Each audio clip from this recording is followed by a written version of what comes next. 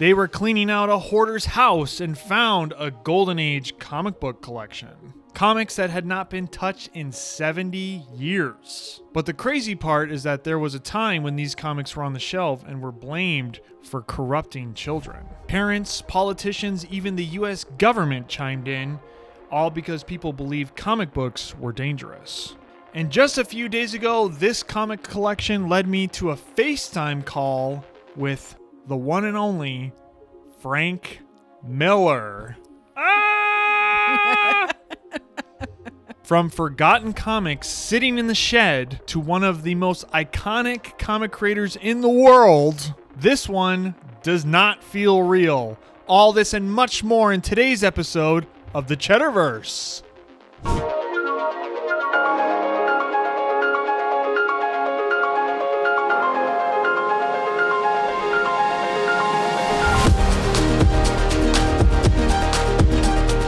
Welcome into episode 11 of the CheddarVerse. I gotta keep track of my notes here. What episode we're on? I forgot. Yeah. I'm Chris here at Cheddar Comics. Be sure to follow me on Instagram for live sales at Cheddar_Comics and all the other cool stuff I'm sharing on my stories and in my videos. And be sure to follow my beautiful bride, my best friend, Mrs. Cheddar Comics. Hey, everybody. Mrs. Cheddar_Comics for all the cool stuff she's sharing and posting. That's me. That's you. That's me. I do my best. Yeah, you're there. I'm there. Yeah. So thanks for joining in. If it's your first time here, we appreciate you. We are Cheddar Comics. We buy and sell comics full time. And now I am fixated on telling the story of the collections and comic history. So if that's something that you like, be sure to like, subscribe, follow, share, comment, all that good stuff. You know the drill.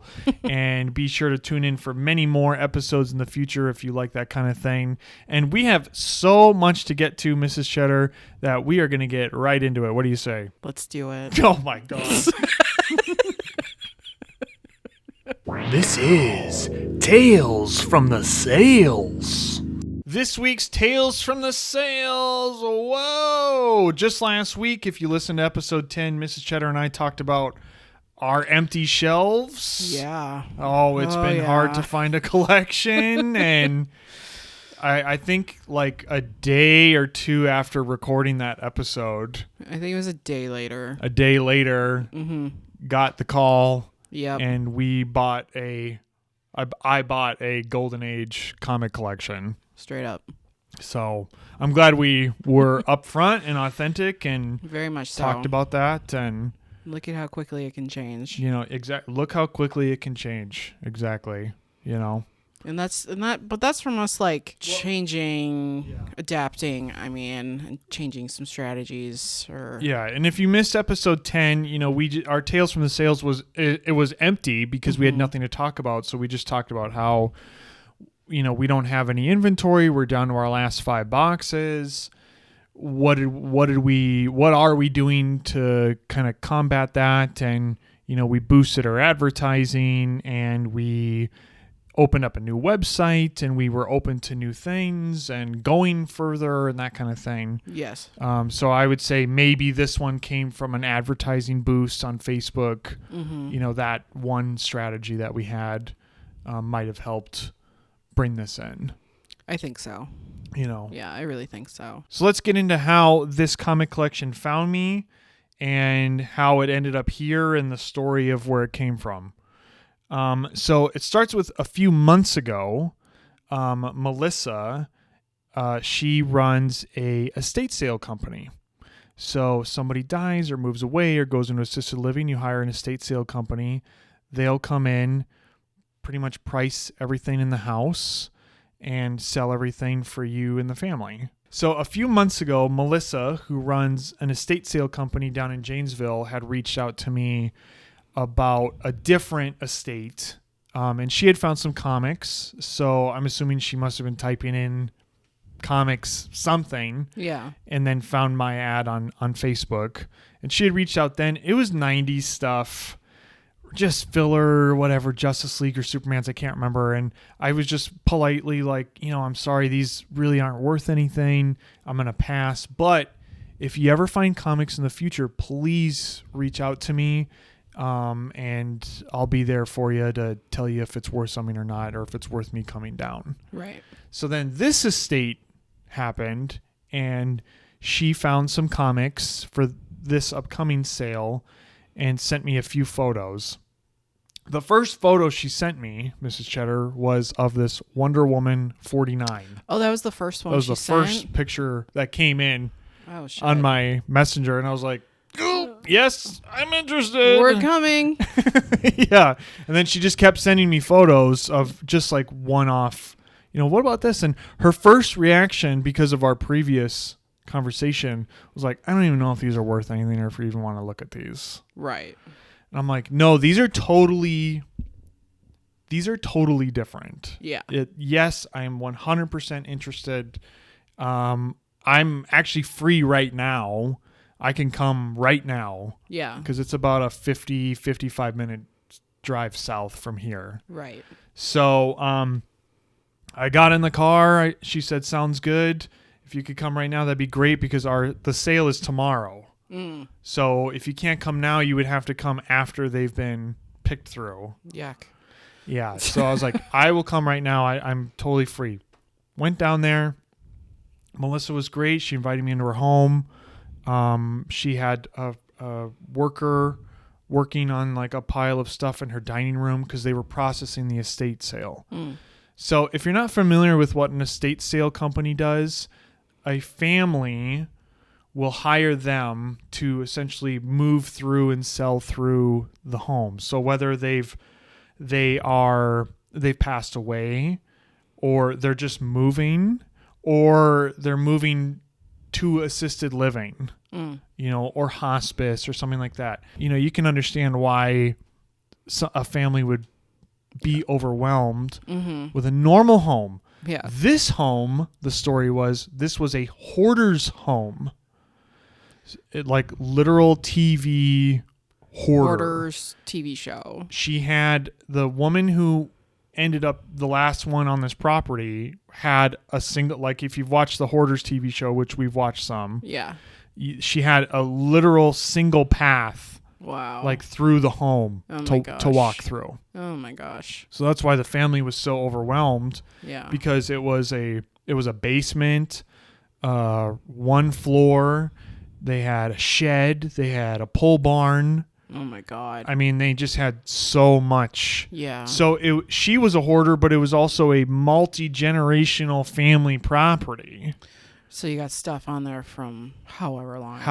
Decades. Yes, which is why the comics were still there. That makes sense. So it's kind of murky with whose they were and how they ended up there, because it's not as clear as some of our stories, right? Like, yeah. I went to John. These were John's that he bought. John sold them to me. Mm-hmm. This is a multi-generational family property, and then it ending up being a hoarder. So whose was whose and what was, Right. There's no way of knowing. There's no way of knowing. So we got an idea that these were maybe one of the family members. Oh, okay. You know what I mean? Yeah. That they were Luis's, who was a kid in the 40s and 50s, who, I mean, if you're unfamiliar with Wisconsin, Madison is the capital where we live. Janesville's about 50 miles north.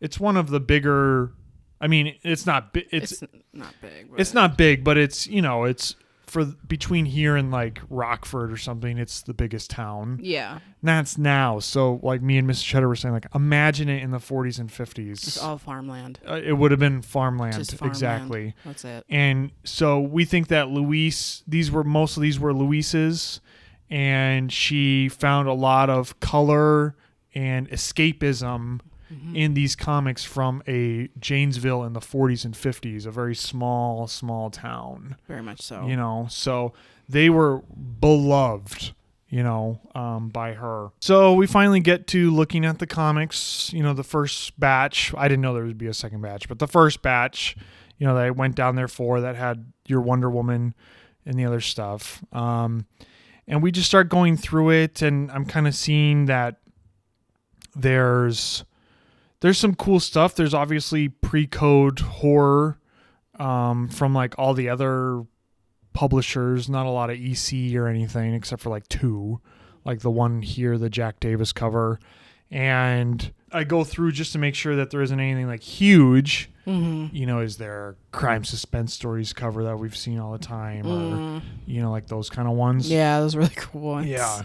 And I had told her too that, like, you know, because she had looked up some of them on eBay and had given me some prices. I was like, yeah, but those ones, these are a lot rougher than those. And the ones you're showing me are even just like VGs or fines. Oh, yeah. You know what I mean? Like sales. I'm like, these are shed quality. Yeah. You know, low grade. They're still great and everything, but... And she was understanding of that, Oh, right? yeah, absolutely. Yeah. And I mean, you know, for her, too, it was still good for her to get a big chunk of this work out and get it out of there before the sale, you know, so she was happy either way. But she was, you know, she's a businesswoman and she has to get the most for her client. And she just made, you know, she was just using that as a shield. Yeah. Just, you know, to pretty much say, like, I'm not going to let you just take them. Right. You know, I know that there is some money here. Yeah. You know, I don't know how much exactly.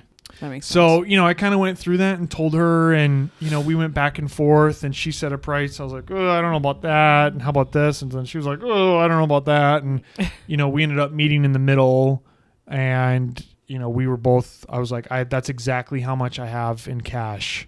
So that sounds good to me. Let's do it. And let's do it. So she was happy, and I checked with her. I was like, and this is like good for you? Like, you're happy doing this? She's like, oh my God, this is great. You know, she was... Because you're taking out like a whole job for her. Exactly. You know? So, and paying up. It wasn't like, hey, I'll give you $1 a book. Right. You know, it wasn't like that. I was up front with her. I was like, you got some really cool pre-code horror. Yeah. So anyways, yeah, paid her up. She was happy. I was happy. Great. And we're just chit-chatting at our kitchen table while they're going through stuff. And I was like, well, if you ever find more, you know, more comics in the future, reach out. She's like, oh, actually, I forgot. One of the girls is bringing over more boxes of comics. I'm like, like music to my ears, man. I'm going to go.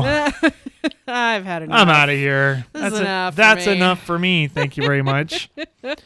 So I was like, well, when is she going to be here? Oh, she'll be here in like 20 minutes. Can you wait? I was like, yeah, I can wait. Yeah, I can fucking wait. Yeah, I'll wait. Yeah, so a girl shows up, and I think it's like three cardboard boxes. And I have a picture of Melissa going through that stuff when they arrived. These ones were the worst ones, the dirtiest ones. And you can see in this picture for our podcast listeners, it's a cardboard box, and it just looks like it's a pile of old paper. Yeah. They're just dumped. Looked like a big paper ball. Yeah, just dumped in there. Yeah, clearly. Completely whatever. It looked like they were like dug up somewhere and thrown in a box. Yeah. Because a lot of them were very dirty. Yeah, definitely. And they're all different too as I'm grading them. Like you can tell, like, you know, that some are like a lot of the older ones that you'll find, it depends on how they were piled. Oh, yeah. You know what I mean? Mm-hmm. So if you have like a book that is slightly sticking out and you'll get this big stain foxing on the corner and the rest of it will be white because of how they were piled. Right. And then you could see on some of these, like, well, some of these were at the top. Oh, yeah. You know, like so filthy. Yeah. And some of them were on the edges or whatever. And I think we got lucky with that Wonder Woman because it's really nice. It's really nice. So it was clearly like right in the middle. Definitely. Not touched kind of thing. Yeah, definitely. She brought in the second or all the other boxes and she's going through them. She's like, okay, well, and then she like looks up, like she takes off the good box. She takes one and she goes to it. She takes a picture. She goes to eBay and she literally goes like, I don't want to do this. And it was just so tired. I mean, you could just, she's like, what do you think for this, this batch? I'm like, well, this one's worse than the first batch because this is mostly coverless. Right. So we went back and forth, came to an agreement, and She let you have them. yeah, she says that sounds good. Yeah. And then I PayPal'd her, and then because I was out of cash. And I just double checked with her over and over again. I was like, "And this is okay for you, and you're happy and you're satisfied." Oh yeah, this is great. Oh my God, I'm so glad. Thank you so much for coming down here. This is a win-win. Right. She gets the cash. You move out the stuff. Like, It just took total all win those for boxes out of her. there. Yeah. Got her the first cash. Because like I can't imagine like all that work that they would have to do just for the coverless alone to figuring out what that stuff And is. she wouldn't know. She said it'd be $1 a piece. Yeah. Ugh. $1 or $2 a piece. Oh man. You know. No. So she was happy that all that stuff was gone. Right. And then onward, they've had, they went back to all the other rooms of stuff they had to do. Right. Then she said that they were probably going to go until 2 a.m. Oh my God. And the sale, people were going to line up at 5 a.m. and I think they open at 9 a.m. Oh my God. Yeah. And then it runs for like 3 Hours. days. Yeah. Oh, days. Yeah. Well, yeah, because like you would do like the first day is like 100%. Oh, right. And then like the last day is 50%. Right. You just mark it down each day. Stuff like that. Yeah. That makes sense. So anyways, I walked away with the collection, and we are at the recording of this podcast. Our Golden Age sale is going to be in a couple days, and we are going to have a 2-night event. So by the time you listen to this, we've already had the 2-night event. Right. And we're going to be having, because there's so many, it has to be 2 nights. Absolutely. So we're doing a 2-night Golden Age event, and we're kind of splitting them up by genre. Night 1 is going to be like superheroes and war and stuff, and then night 2 will be like romance and horror or something like that. And we'll see how we do with them. We just a little bit of PC collection. We had alluded to it, that we kept a couple books from the collection. We did. So it's something that I think I talked in a previous podcast, but I'm going to say it again. I had a dealer friend tell me, to enrich yourself over the years, you need to keep one thing from every collection. It's good advice. And when I had the other Golden Age collection, when it was over and we sold out of everything, I had regret that I didn't keep just one. Mm-hmm. You don't have to keep a box of stuff, but just keep one. Yeah. And it's a great rule. It is. And I try to keep one thing from every collection. Right. So Mrs. Cheddar is keeping this.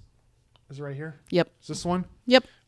She had one Wonder Woman 49 is beautiful yellow cover. Yes. And you just loved it. You're a big Wonder Woman fan if it's your first time listening. I'm a huge Wonder Woman fan, but my favorite Wonder Woman is easily Golden Age Wonder Woman. The best. Which I know is like very crazy to say, but it really is. It's great. I just love how she's drawn. I like the history. Yeah. So you like her getting tied up. Yeah, sure. Love a good bondage story. Yeah, you like the bondage ones. And then what was cool is that she was like, Mrs. Cheddar was just like, I want to keep that one. I'm like, okay, great. You can have it. And then we looked it up. Yeah, that's right. And it leads into, it's a perfect segue into our next section, because this book is directly cited in Frederick Wertham's Seduction of the Innocent in 1954, which is a great segue for a moment in comic book history. Let's get into it. This is a moment in comic history. In 1954, the anti-comics crusade reached its peak as comic books were being blamed for corrupting children, and the backlash came from every direction. Parents, churches, politicians, even kids themselves started turning on comics. But this didn't just happen overnight. For over a decade post-World War II, people had been raising concerns, writing editorials, publishing studies, even organizing public comic book burnings. And to be fair, comics at the time were not just superheroes. Crime comics, horror comics, they were getting very violent and pretty graphic. There were real stories being shared, kids trying to imitate what they saw on the horror comics. And for a lot of parents, that fear felt very real. And then a respected child psychiatrist stepped in and gave all of that fear a voice. And his name was Frederick Wertham. He worked with child juvenile offenders and noticed a lot of them read comic books. So in his mind, comics weren't harmless, they were part of the problem. And in 1954, he published a book called Seduction of the Innocent. And once the book hit, everything escalated very quickly. His ideas spread through major magazines. Parents across the country saw it, and within days, the issue of comic books was now in front of the United States Senate. And the comic book industry saw what was coming, so instead of waiting for the government to step in, they stepped in themselves. And they created the Comics Code Authority in 1954, which was notoriously strict in banning scenes of excessive violence, brutal torture, gruesome crime, the words horror or terror in titles, sympathy for criminals, presenting police and judges in a disrespectful way, no vampires, ghouls, werewolves, or zombies, sexual content, including illicit relationships or suggestive illustrations, and sexual abnormalities or any hint of sexual perversion. The self-imposed Comics Code Authority immediately destroyed the popular horror and crime genres, causing publishers like EC Comics to go out of business. And the Comics Code Authority would hold for decades to come. It made comics a safe, wholesome medium for kids. But all that fear, all that backlash, it didn't just change comics, it limited what they were allowed to become, which would stifle the form for decades until the 70s and 80s when the direct market came out. And that's today's moment in comic book history. What do you think of that? Oh, man. Oh, no. 50s conformists. Oh, God. So glad I wasn't alive then. Yeah. Oh, man. Conform to us.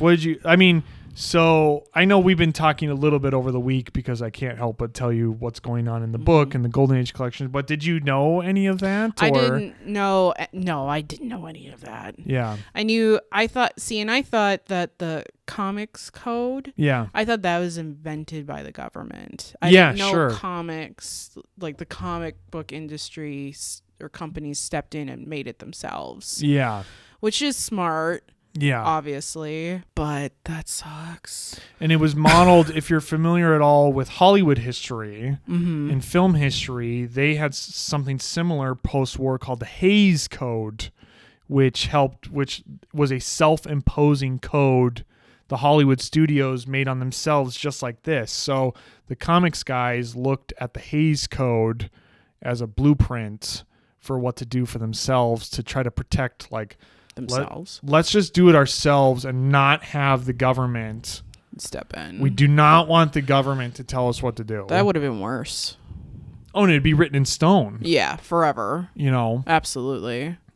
Absolutely. But you've heard me talk about Frederick Wortham in Seduction Yeah, of I Innocence. know about him. Yeah. Yeah. He sounds like such a bummer. Well, and he actually, from what I've been reading, is that he actually was a really great child psychologist. Well, that's interesting then. It's just like that he went off of assumptions then for these things. It was constantly, he would interview and talk to child delinquents. Okay. You know what I mean? Yeah. Kids who caused harm or murdered or robbed or whatever. Mm-hmm. And the thing they all had in common was they read comics. Sure. Ergo, comics caused delinquency. But that's circumstantial because all kids read comics. Correct. No, it comes from the home. One of my favorite factoids in the 10-Cent Plague is that comics in 1948 hit their peak, and comics were selling 80 to 100 million copies per month. Wow. It was one of the mediums for children to consume like art and story. Mm-hmm. And it was the most popular thing. Yeah. So it's like all kids read comics. Right. Including the delinquent ones. Absolutely. So his line drawn between them is what was incorrect. I wouldn't call that professional at all. Oh, no. Oh, no. Maybe back then, obviously. I'm sure he was highly regarded. Yeah. But it could be back then. And I think obviously that the blame is going onto comics instead of looking at where do these children come from, what homes do they come from, instead of saying like it's this art form. That's just like the kind of thing like I heard like when I was growing up. It's just like, with like music is corrupting and making my kid act a certain way. Parental advisory stickers. And I experienced that in my own home. Yeah. Sure. It's just like, oh, you're acting this way. It's because you're listening to these things. It's getting taken away.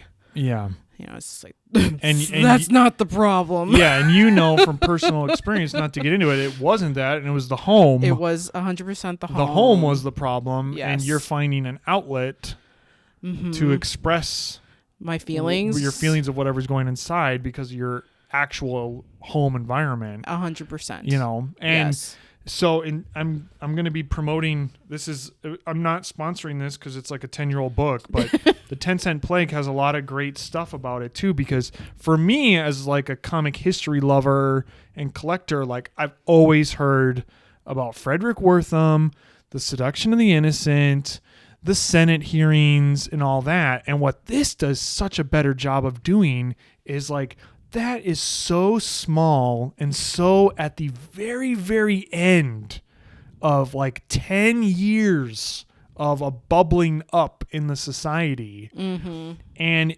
it makes so much more sense when you read this book too, because he paints such a good picture of America at the time, like post World War II. McCarthyism is starting to bubble up. Who's a communist? What's wrong? What's the next thing we have to be worried about?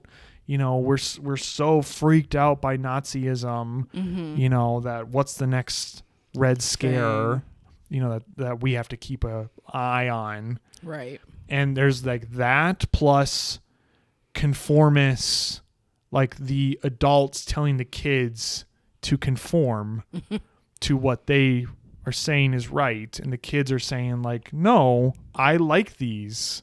I don't have to read what you're telling me to read. And you can see the beginnings of like rebellion and the birth of like rock and roll is like around the corner. And all of that's just kind of bubbling up in society. And Frederick Wortham is one of the voices, one of the popular voices.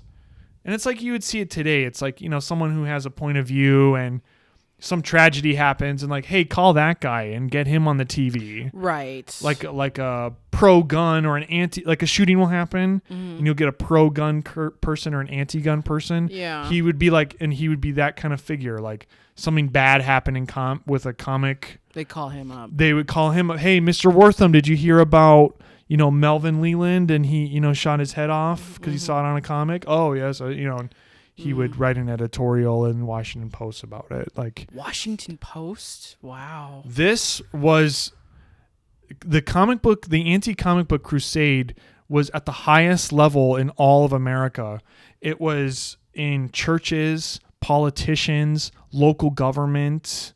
There was certain cities like Detroit or, San Bernardino, or that would pass city ordinances that were banning certain titles, and newsstands couldn't have those titles on the stand, and they would have cops walking up and down the street. And if they saw you had one of the 30 titles, they would take it away and they would close your newsstand.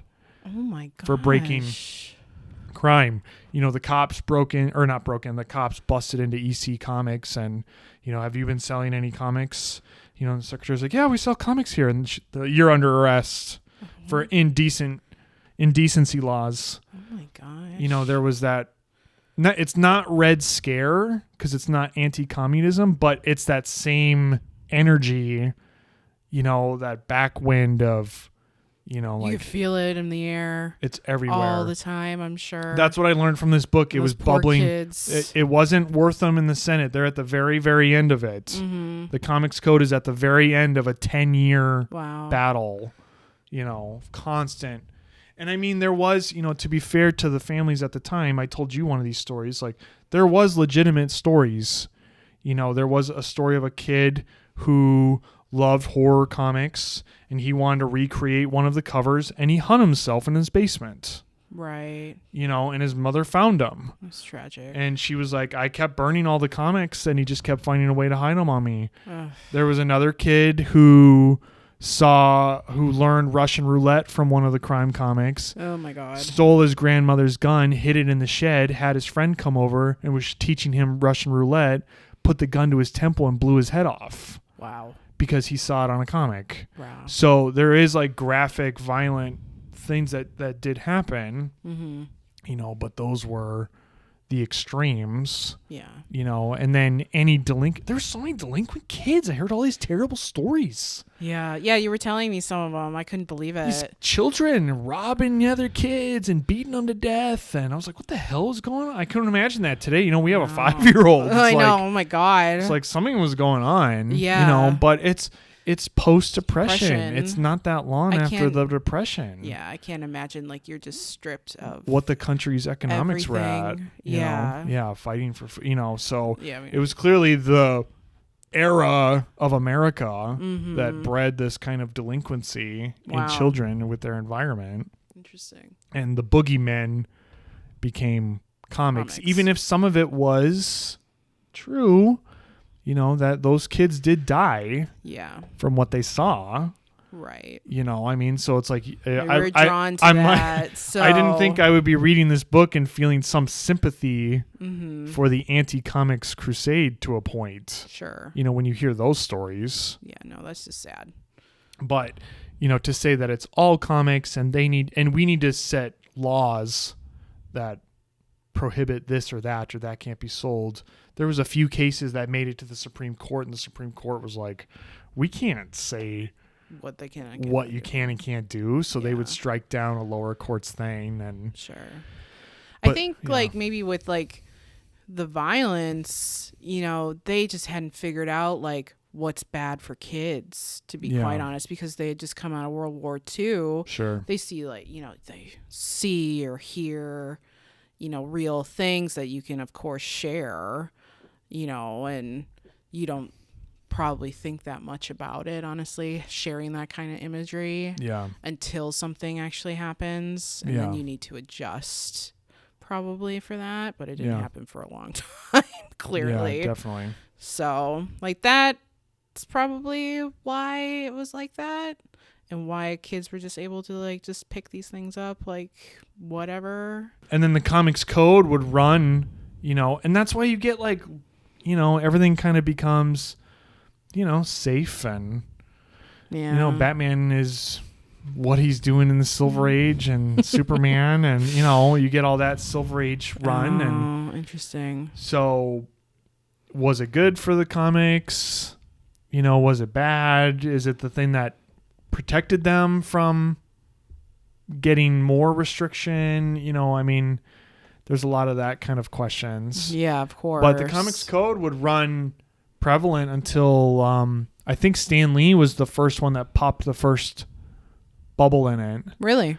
It's the it's a famous story. So if I don't know if I'm telling something everybody already knows, but he wanted to do, it's like Amazing Spider-Man 96 and 97, and he wanted to do an anti-drug issue, and it was about how someone shouldn't take drugs. And they submitted it. This is like, must be like late 60s, early 70s. I forgot what year. So if you think about that, comics code's been running around for 15-ish years, something like that. Yeah. They submit it. The comics code says, sorry, can't do it. You're depicting drug use. And Stan literally said to them, we're anti-drug. Mm-hmm. We're telling the kids not to do drugs because drugs, it's 1969 or 70, yeah, like drug use is a problem. Like, no, I'm telling them not to do drugs. Sorry, can't show drug use. You can't print it. And Stan was like, he was pretty much like, fuck this. Yeah. What's the energy? Absolutely. From sweet Stan Lee. He was like, fuck that. Print it anyways. We're not going to put the comics code on the comic. Go. And it was like he said, I've seen him in documentaries talk about it. He's like, and the world didn't fall in. Everything went fine. We sold the book. I got letters from families all over the country's parents saying, thank you so much for making this Spider-Man comic. Mm-hmm. You know, and he's like, and we didn't put the comics code on it and everything was fine. Right. And that was like the first big, maybe we don't need to do this. Yeah. You know? Right. And it would begin it'd be the beginning of the end for the comics code.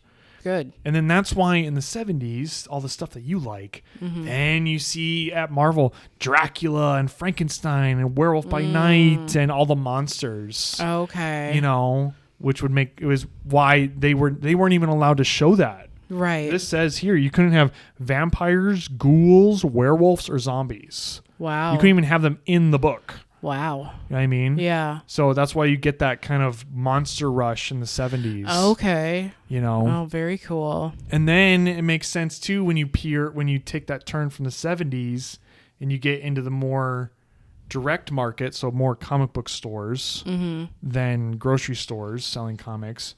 And it makes sense that comics start to grow and widen after that after the limitations are lifted. Right. And you can get to a Watchmen or you can get to a Dark Knight Returns, which is a good segue to our next piece. This is Days of Cheddar's Present. This is an unbelievable day in Cheddar's present. Oh. I really... that's me through the whole thing. I don't know. Okay. I FaceTimed with Frank Miller. I mean, I don't know what to say without, you know. Straight up. I FaceTimed with Frank Miller. You sure did. For like an hour? It was almost an hour, yeah. Yeah. Yeah. Yeah, you chit-chatted. I don't know.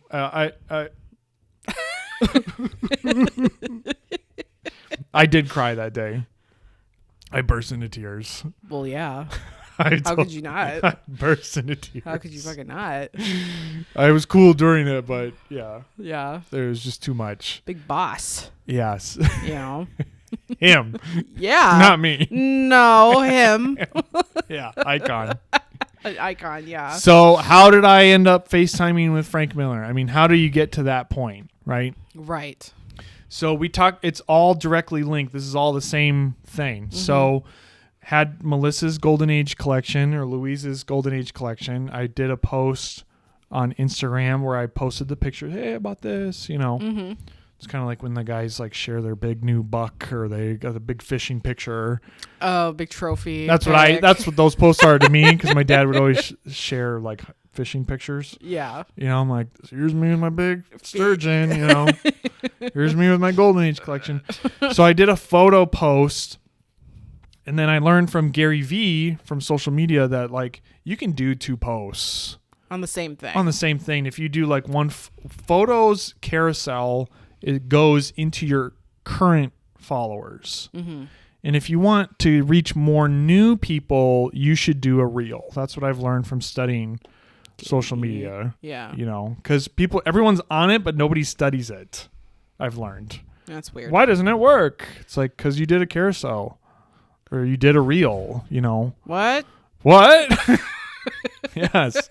So anyways, I luckily when I had gotten the collection, I had shot a few clips of video. I was like, I should probably put a video out. Give it a try. You know, and then I just like quickly, like 20 minutes, just cut the footage, put a little title on it, did the voiceover at my desk, found the music, slapped it in, you know. Yeah. Export, upload, post. And then it went like white hot. Just like, whoa! Yeah. You know, and the post the day before on Instagram did really well. It got like 700 likes and like 100 comments, and it did really well. So I was like, well, everyone already saw it. Right. No. Your people saw it. Yeah. You know, and then the reel caught on like crazy, like viral. Yeah. You know, and then the next day, I get a message from, I'm going to mispronounce her name, Selene? I I think so. I'm going to mispronounce it. Selene. It's a very pretty French name. That which is cool. Her and I connected on French heritage, but she's like real French, and I'm like third generation French Canadian. You know? But it's okay. Yeah. She really enjoyed it. Yeah, she liked it. She was a very kind woman. Yeah, she was the best. Yeah. So anyway, I'll just say it like this way for when it started. An account messages me, you know, saying like pretty much, you know, I showed your video to, I'd have to look at the messages. You know, I showed your video to FM and he would like to, you know, go through the comics and see if there's any that he could purchase. And I like look her up. I'm like, okay, I don't know who this is. She doesn't follow me. I don't, you know. Yeah. I look her up and I'm like, private account. Yeah. Oh, she's the CEO of Frank Miller Inc. Okay. You know. Oh, FM must be Frank Miller. Yeah, right. Okay. So, that's my first response. I'm like, yeah, okay, whatever. This is a scam. You're trying to get the comics from me. So we go back and forth, you know, feels real, you know, feels like a real conversation. It's not like get on FaceTime like right away. It's like in a few hours when they're free. And it was like all the same day. Right. You know, it was like, I got the message. She saw the video, showed it to Frank Miller, and he wants to FaceTime and, you know, discuss the comic collection and maybe purchasing some of the crime comics. Okay, if you're real. So the time comes, you know, I'm like, and I told Mrs. Cheddar, I was like, no one is going to believe me. So can you record video if this really happens? Like, can you be in the room with me? Yeah. And record some video? And even if I'm not allowed to share it, like we'll at least have it. Yeah, it's just for us. Yeah. So call comes in, FaceTime, you know, and there's Selene, and, you know, she pans over and there he is. There's Frank Miller. Just hanging out. Just sitting there. I was like, that's him. Oh, this is real. This is real. I was like, oh, hello. Hello, sir. Yeah. And it's kind of a blur, but, you know, they just, you know, we got to know each other, and how long have you, you know, asking me, you know, how long have you been doing this? You know, how did you come across the comics? Because she had said that she had shown Frank the video and he was freaking out about the Golden Age collection. Yeah. And he like loved seeing that. Yeah, sure. And he loves the crime comics. Makes sense. So he wanted to see those, and if he could buy any. I'm like, oh, sure. Buy whatever you want. Yeah, man. so there's like two parts of this that's crazy. The part of just being able to talk to him because I made a video, and then him buying comics from me from this collection. So yeah, they just asked me that, and we just chit-chatted about, you know, the collection, and I told them the story of Luis and the shed and the estate sale, and, you know, they were just like amazed. And Frank's going on about certain artists, you know, Jack Davis and Wally Wood, and, you know, we're going back, and I'm like, I love Jack Davis. We were just sharing in our love and admiration for Jack Davis and all those guys, and talking about comic history and just chit-chatting and shooting the shit. Just shooting the shit with Frank Miller. You know? It's like Thursday afternoon or whatever. Yeah. So, yeah, he was so sweet and so kind, and so was she, and they were just the best, and it was just, they were just the best. It was just great. And I made sure I was like, well, you know, Mr. Miller, I met you a couple years ago. And he, really? Oh, you did? I was like, yeah, I waited in line at Fan Expo Chicago. You were so sweet to me. He's like, well, that's nice to hear. That's good. You know? I was like, yeah, you were great. He's like, happy to hear that. I had his ones that I had signed. I was like, I bet you never see this. And it was my Dark Knight Returns. He's like, oh, yeah, I never see that one. You know? So I had, he said he was interested in crime and romance. So okay. I had like my setup over at the table where I could kind of like go through them, you know, and I just went through all the crime ones that I had, and he took almost all of them. And then we went through the romance ones, and he was mostly looking for like Kirby covers or stuff like that. I was like, I think I only have one Kirby cover. We found that. We found a couple. We made a little pile that he was going to be interested in. I was like, I just got these though. I don't have them grade and price, but I'll grade and price them, and I'll email Selene. And you know, if you don't want them, don't worry about it. Just pick out which ones you want and all that. You know, but they just loved hearing the collection story. Makes sense. That I told you guys earlier. Because they're both storytellers themselves. Yeah, exactly. You told him about that book that you're reading. Oh, yeah. And he was really excited, I thought. Oh, my God. I was like, oh, yeah, I just read in this book I'm reading. I'm sure you've read it because you probably read everything. And it's called The 10-Cent Plague, The Great Comic Book Scare and How It Changed America. And before I could even finish the title, Frank was like, you have to get me that book. I need that book. What is that book? Hold it up again.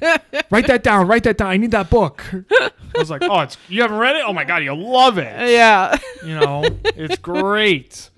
So she'll be getting that for him. Definitely. You know? I'm sure he's already reading it. Yeah. Yeah. So, I just couldn't believe what was happening.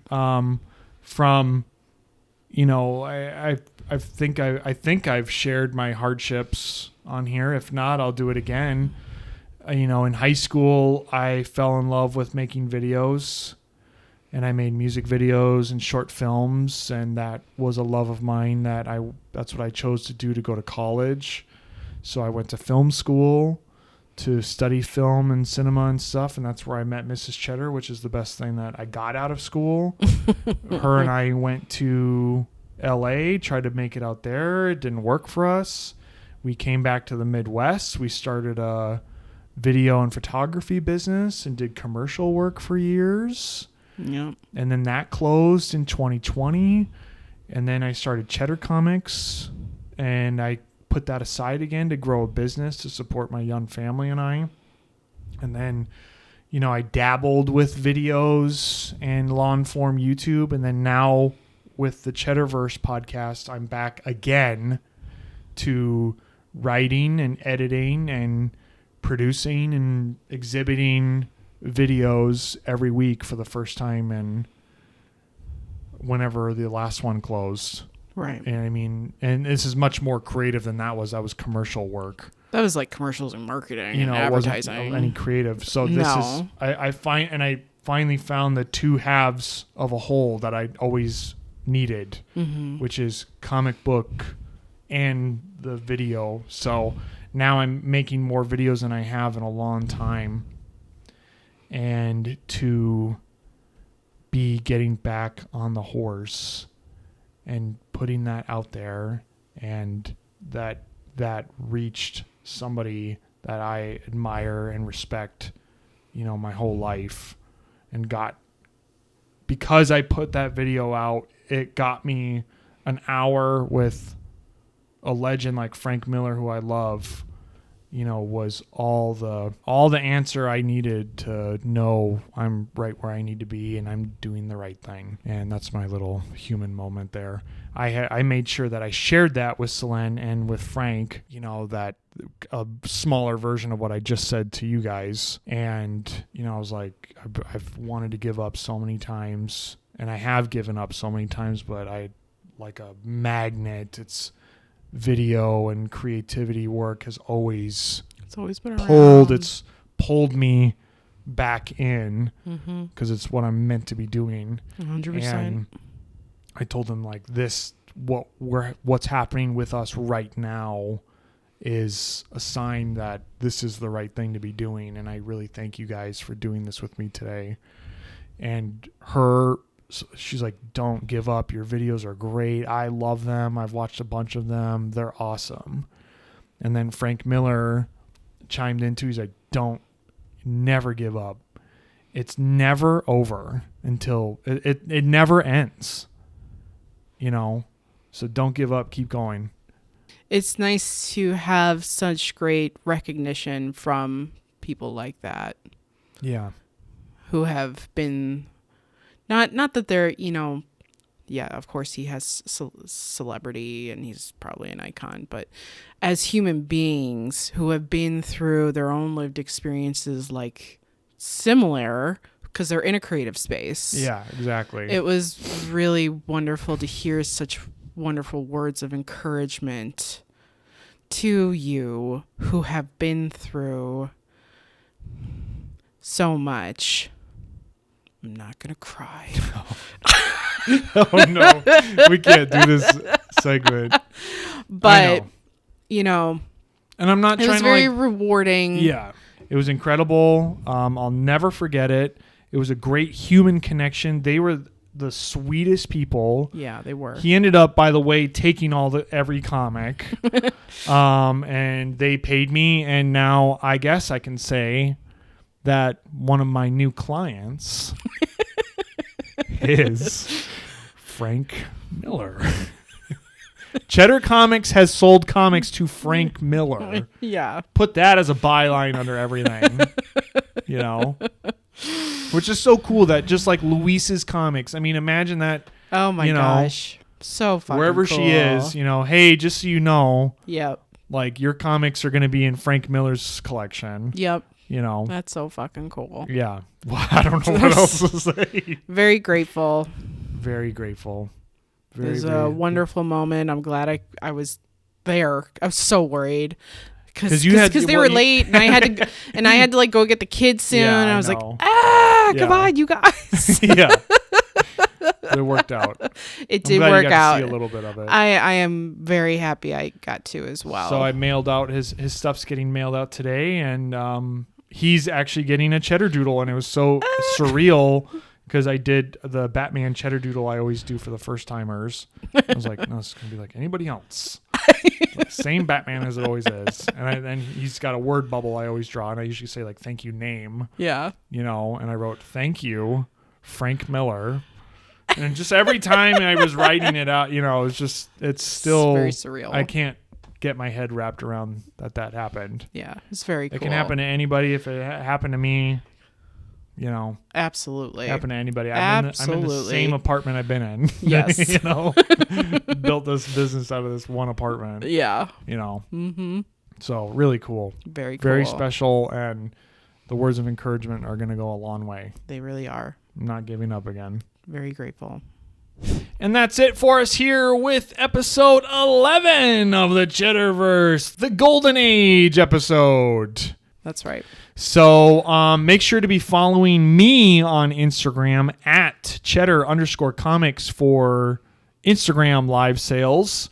If you're listening to this, the Golden Age sale already happened. Maybe there's survivors you can hit me up about. Ooh. And then we'll be on to the next bi-weekly sale. And then make sure to follow Mrs. Cheddar at Mrs. Cheddar_Comics on Instagram. And again, we want to thank everybody for listening, watching, liking, sharing, following, whatever the hell you do. Whether it's on Spotify or Apple or YouTube or wherever you're listening or watching. We want to thank you. We appreciate you. We love you so much. Oh my God.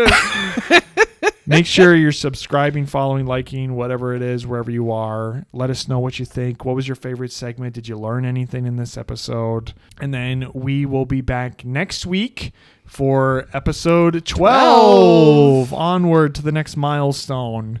So we love you. We appreciate you. And we will see you next time. Same Cheddar time. Same Cheddar channel. Thanks, guys. This has been a Cheddar Comics podcast. Tune in next week for another episode.